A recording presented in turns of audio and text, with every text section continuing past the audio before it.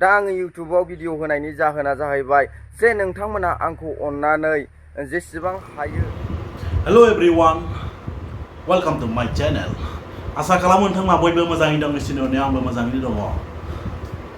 दिनैनि टपिकआ एसे बेलेगसो जागोन गाइस जोंहा मानोना आरआर चिरां बयबो मिथिखायो जोंहा आरआर चिरांखौ बिथाङा डनेसन कालेक्सन खालामदों। मानो होनबा इउटुबनि पेमेन्टखौ मोनाखै जाहैदों बिथाङा डलारा श' जायाखै गावनि एकाउन्टाव आरो हाबफैयाखै।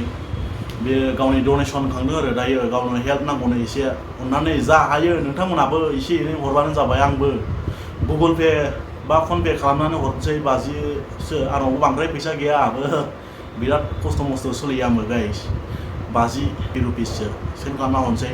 हायोबा नोंसोरबो बिथांखौ हेल्प खालामबानो जाबाय। बिथाङा मानोना बिराद मोजां मोजां भिडिअ लाबोयो। टेनसन थानाय समाव बिनि भिडिअखौ नायबा ओरैबायदि मिनिगोनसो नोंसोरो बिराद मोजां मोजां टपिक लाबोयो। मालाबा बै नाफाम सिखावफोरखौ बिराद जावखायो आरो जावनायालाय बिथाङा नोंसोर बेखौ गाज्रि साननाङा। बियो थारमाने गाज्रिखौसो नुबासो जावखायो बेबो जावनाया। ओमफ्राय जोंहा बे नाफाम सिखावफोरखौ बिराद जावखायो आरो बियो। ओमफ्राय मानसियानो फालतु सानना नोंसोरो थारमाने बै नाफाम सिखावफोरखौसो जावखायो जावनायाथ' ओरैनो।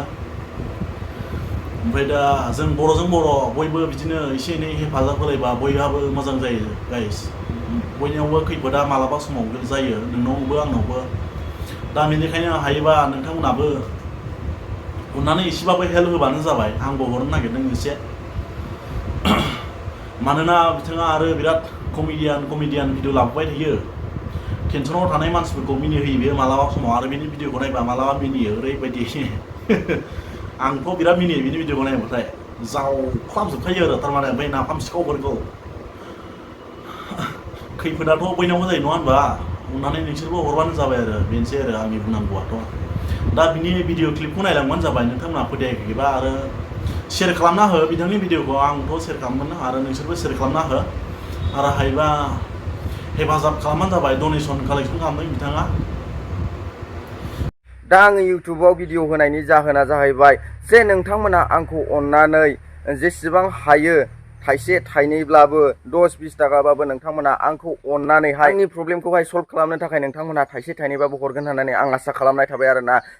खुलुमबाय रायजोफोर, गिबियावनो आंनि गोसो गोरबोनि अननायखौ नोंथांमोननिसिम गासिनिसिमबो जासिहरग्रोनाय जाबाय। बे भिडिअ लाबोनायनि जाहोना जाहैबाय आं गोबां प्रब्लेमाव गोग्लैनानै दं, गोबां दुखुआव गोग्लैनानै दं आङो। आंनि इउटुब पेमेन्टआ दासिमबो आंनि एकाउन्टाव श' जाफैयाखै बा हाबफैयाखै। आं जोबोद दुखुआव दं आरोना। गुगोल एक्सेन्सआव दा आंनि डलारा जे आंनि इउटुबनि आर्निंआ थांजोब्बाय आरोना। आंनि एकाउन्टावसो दासिमबो सौफैयाखै बा मोनफैयाखै, श' जाफैयाखै आरोना रायजोफोर। बिनि थाखायनो आं जोबोद दुखुआव दङ। दा आंनि एकाउन्टावबो माने फैसा गैया रायजोफोर, 30-40 थाखासो दङ। आं सानदों आरोना 1000 थाखा थानांगौ खोमा साननानै दं आरोना आङो। 1000 बा 2000 फैसा थानांगौ खोमा एकाउन्टावहाय, होनबासो आंनि एकाउन्टाव हाबफैयो बायदि मोनदों आरोना आं सानदों।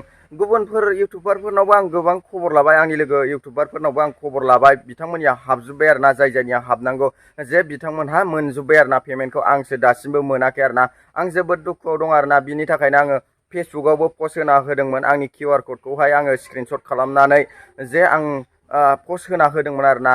बे पस्ट होनायावहाय आंखौ अननानै सानै बिथांनि भिडिअखौ शेयार खालामना हो गाइस। आरो बेबो दासो जाखांफुनाय, मानोना बिथाङा दासो 19 ना 18K थांबाय आरो दासो जाखांफुनाय इउटुबार बेबो।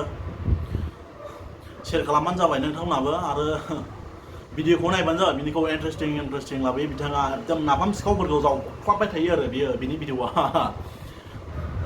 भिडिअखौ बेयावनो फोजोबनाय जासिगोन गाइस। अननानै नोंथांमोनाबो आंनि भिडिअखौ सोरबाफोर अननानै गोदान नायसनफैदोंब्ला साबस्क्राइब एन्ड शेयार खालामनो दाबाव। जय हिन्द, जय बर' हारिनि।